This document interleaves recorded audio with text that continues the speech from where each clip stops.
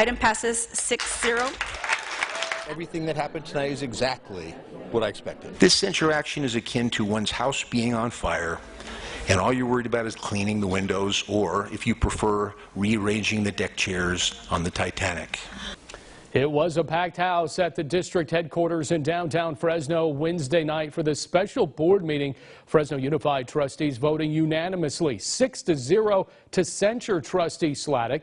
An attorney hired by the district says the censure is aggressive and unique and represents some gray areas. Sladek says he plans to appeal the censure, and before the proceedings began, Sladek was also served with an order to appear at a hearing for a temporary restraining order on behalf of a Bullard cheerleader. The district has spent $110,000 on multiple investigations into complaints against Trustee Sladek.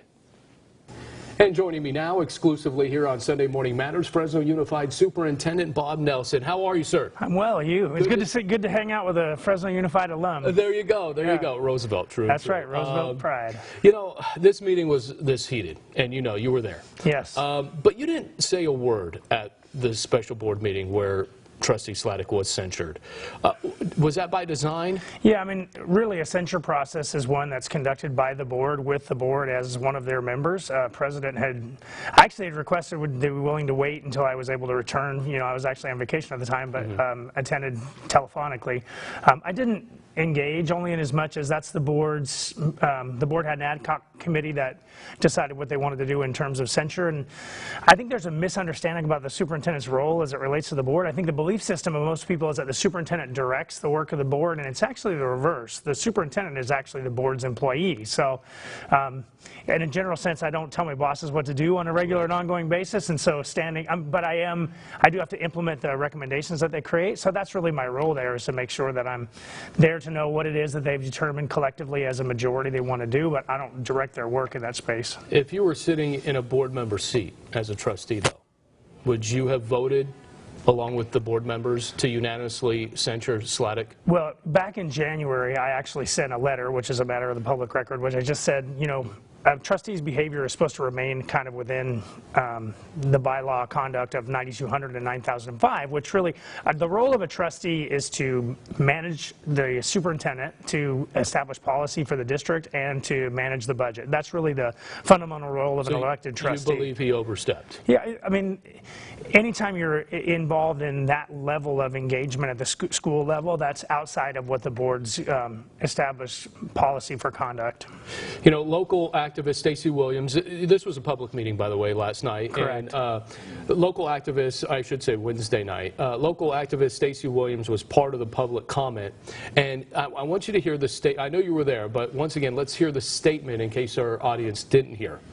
He has been sent by Bob as a dog to go in and attack children, and that is scary towards them. They're nervous and they're scared. And again, that's local activist Stacey Williams. What's your response to this? He was sent in by Bob to scare the children. Yeah, quite actually. The trustee had received an email from one of the constituents that was involved in this blackface incident and indicated that he wanted to go and talk to the cheer team. I was actually at the drive meeting with the Fresno Coalition trying to figure out what we're going to do from an economic prosperity standpoint on behalf of the district. Trustee Sladek indicated that he intended to go there, thought it would be best if I contacted him before he made that choice to go in there. So I did in fact call him. He talked about just wanting to go in and address the cheer squad, talked about being a cheer dad. Several of his kids had participated in that program, and that, you know, he was going there to meet with, that he spoke the language, and that he was leaning in with the folks that elected him, essentially. And so that was how that went. I mean, did you ever think, this is probably not a good idea, did you ever think, hey, Terry, this is not a good idea? Honestly, we've had that conversation multiple times over. The difficult part for me is, like, how often can you tell your boss, if the boss says we're going right, how often can you tell them, no, we're actually going to deviate and go left? You can tell them 2 or 3 times, but in the end, if the boss wants to go one direction, then to some degree you allow that to occur. I never would have imagined in my wildest imaginings when he oriented that, saying I'm a cheer dad, that we would have issues of accusations of bullying or intimidation, right? That never entered my thought process. He says there was none of that. Is there enough proof to say otherwise? I was not there in that actual meeting. All I know is the statements that have been made of the people that participated in that meeting. I mean, the weird part is we're talking about accountability. Again, accountability starts with yourself, right? There is some audio of that event, but you can't deny the feelings of people who say they felt a certain way. It's not appropriate to punish the victims in this situation by discounting outright what their testimony was. I was not there to see it firsthand. I think there are varying degrees of testimony around it. There is an inquiry into what that all looked and felt like, and so that's still forthcoming. I mean, Stacey Williams gives you shoulder some of the blame. Do you feel that? You know, I own making certain that every interaction that we as a governance team have is respectful, loving, and within the bounds of which the policy is set. But in that scenario, a superintendent cannot abridge the rights of a trustee to go and talk to the people that elected him or her. The only people that can hold a trustee accountable are their peers, which is what you saw last night in the form of censure, or the electorate that elected him or her. We are responsible for giving advisement, we coach, we support, we lay out what the policy guidelines are, and then we expect people to govern themselves. I mean, and that's really how adults are supposed to operate. Do you think his actions, and I'm talking about Trustee Sladek, does his actions warrant a recall effort? You know, I'm not going to wade into that. I mean, it's not appropriate for me to do that in terms of my supervisor in the first place, but I think that's really left up to the people that elected him. 37% of the people in the Bullard region said, we believe this is our guy. There were two other candidates that had a significant share of the vote too. If that's their desire to go a different direction, he's just recently been elected, right? So the community has to decide what the community's will is. If that community is willing to stand and say that voice represents our voice there, then he will stay. If they don't, I mean, my feelings about it are completely immaterial. He's an elected and has a right to do what he does on behalf of his electorate within the guidelines and foundational established protocols and practices that people are trying to establish. And that's, his colleagues are trying to say, hey, some of your behaviors are outside of what we consider to be within the norm of behavior for a trustee. And so what he does with that, I mean, it's not completely unenforceable, but quite frankly, it's really kind of like a say, hey, be aware that these are the concerns, and then he has to decide how he responds to that. You know, do you think he's going to fight it?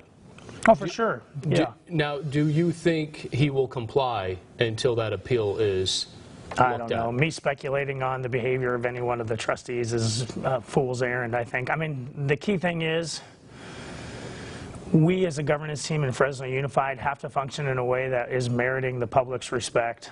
Right? We have to function in the public interest. I would hope that every right-minded person who is serving on behalf of the kids of the city would keep the kids at the center of what they're trying to do. As adults, many times, there's a finite amount of air in that space, and as adults, we tend to suck the air out of the room when it's really about kids. I got 30 seconds here. Sure. What's your relationship with Sladek? What's the word you would characterize? And you guys, because we know you guys have had some issues in the past. You know, and here's, before you answer, and he's also called you out for your lack of leadership. Well, I mean, I would still say our relationship is professional. One of the concerns that was expressed previously was that our previous superintendent boxed certain trustees in and didn't have interactions with him or her, you know, people with whom they didn't agree. Right? I come back resiliently every day. I still participate fully and engage. We're not going to see eye to eye. We're the third, apparently now we've passed Long Beach, and we're the third largest district in the state.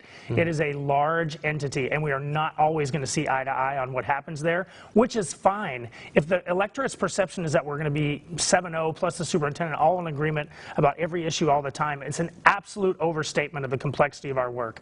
Right? We are going to disagree. I'm committed to doing that in an amicable and a respectful way. All right. Got to cut it there. But we have much more to come with Bob Nelson here on Sunday Morning Matters Extra. You can catch that on yourcentralvalley.com.